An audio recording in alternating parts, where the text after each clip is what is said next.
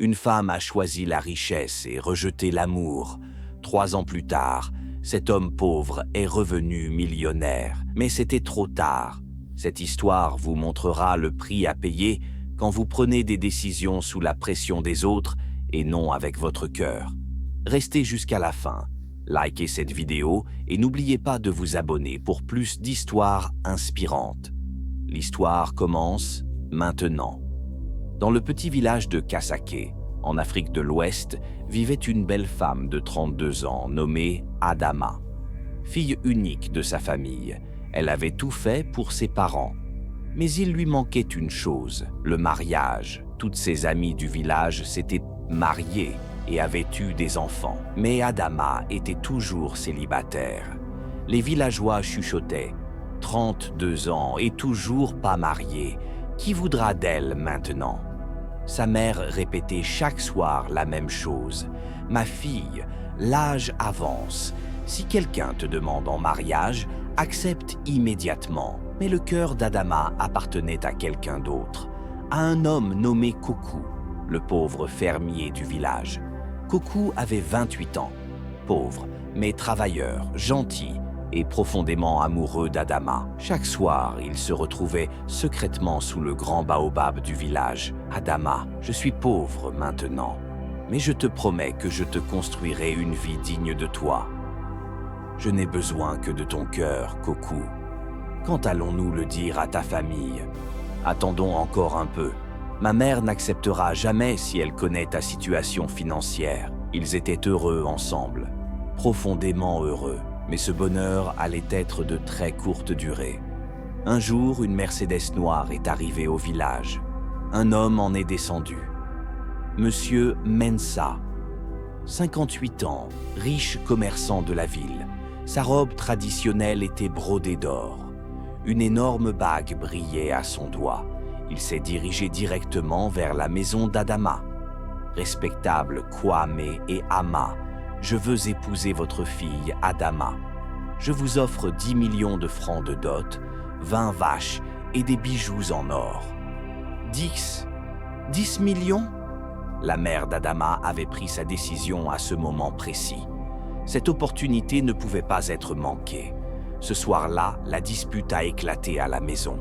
« Adama, Monsieur Mensa veut t'épouser. C'est une bénédiction du ciel. »« Mais maman, j'aime quelqu'un d'autre. » »« Ce pauvre Kokou, que peut-il t'offrir? La pauvreté. Tu as 32 ans. Tu n'as plus le luxe de choisir. » Jour après jour, la pression montait.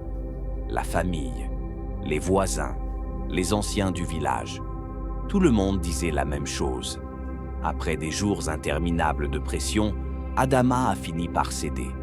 Ce soir-là, Adama a vu Kokou pour la dernière fois.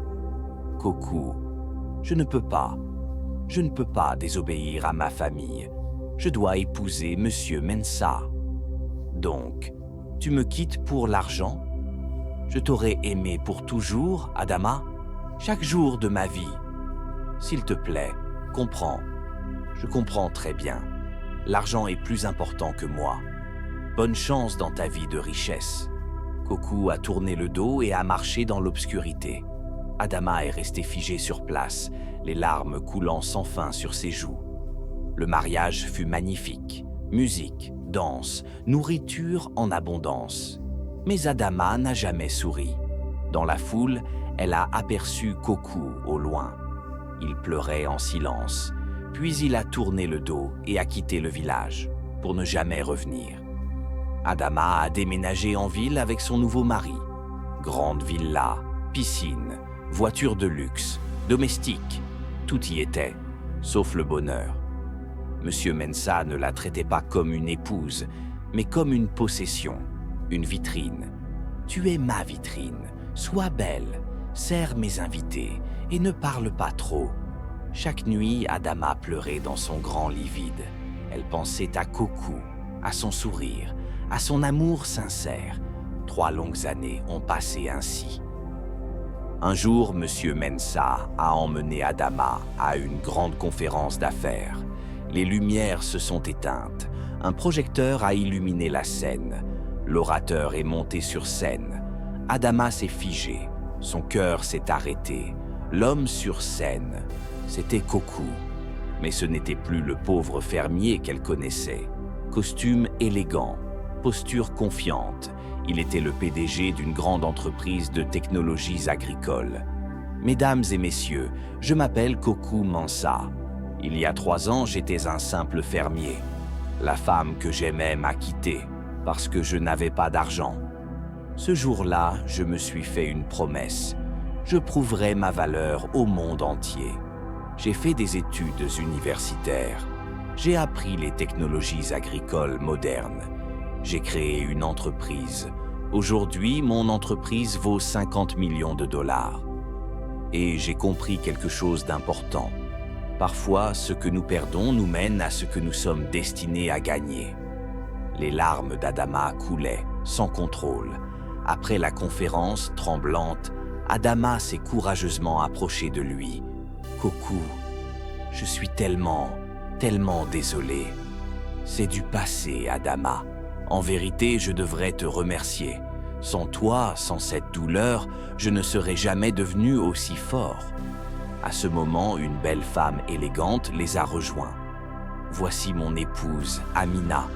Elle m'a aimé quand je n'avais rien. Elle était à mes côtés dans les moments les plus difficiles. » Le monde d'Adama s'est complètement effondré à ce moment. Depuis ce jour, la vie d'Adama est devenue un enfer. Chaque nuit, elle se posait la même question torturante. Pourquoi n'ai-je pas écouté mon cœur? Les années ont passé. 1 année, 2 années, 5 années. Monsieur Mensah a vieilli. Puis il est tombé malade. Et il est mort, laissant tout son argent à Adama. Des millions, des propriétés, des actions. Mais Adama était devenue une veuve riche de 45 ans. Elle avait tout l'argent du monde. Mais son cœur était complètement vide. Un jour, elle est retournée au village. Elle a vu une belle école moderne. Un panneau « Don de Kokou Mensah », un hôpital équipé. Fondation Kokou et Amina Mensah. Des puits d'eau propres partout dans le village. Les villageois parlaient de Kokou et Amina avec une profonde admiration. Kokou est un héros. Il a transformé notre village. Et son épouse Amina, quelle femme généreuse. Ils viennent chaque mois apporter de l'aide. Ce sont de vraies bénédictions. À ce moment, Adama a compris. Kokou avait trouvé la vraie richesse, l'amour, la famille, une vie pleine de sens et de générosité. Elle, malgré tous ses millions, elle était pauvre, profondément pauvre. Adama a passé le reste de sa vie seule. Chaque soir, elle s'asseyait sous le vieux baobab. Et elle pensait, si seulement j'avais écouté mon cœur ce jour-là. Cette histoire nous enseigne une leçon profonde et importante. Les décisions que vous prenez pour plaire aux autres, pour éviter leur jugement, pour répondre à leurs attentes, ces décisions vivront votre vie à votre place. Écoutez votre cœur, pas la voix des autres. Car si vous ne le faites pas, la vie vous donnera ces leçons les plus amères, les plus douloureuses. La vraie richesse n'est pas dans l'argent, dans les grandes maisons, dans les voitures de luxe. La vraie richesse est dans les décisions prises avec amour, avec authenticité, avec courage. Ne soyez pas comme Adama, soyez courageux, soyez authentique, écoutez votre cœur. Car le regret est le fardeau le plus lourd qu'un être humain puisse porter. Si cette histoire vous a touché, si vous avez appris quelque chose aujourd'hui, s'il vous plaît, likez cette vidéo. Cela nous aide énormément à partager ces histoires inspirantes avec plus de personnes. Et dites-nous dans les commentaires, à la place d'Adama, qu'auriez-vous choisi? L'amour ou l'argent? Nous voulons connaître votre opinion. Chaque semaine, nous partageons de nouvelles histoires qui touchent le cœur et inspirent l'âme. Abonnez-vous maintenant et activez la cloche pour ne manquer aucune histoire. Prenez soin de vous, prenez soin de votre cœur. Et n'oubliez jamais, écoutez votre cœur. À très bientôt pour une nouvelle histoire.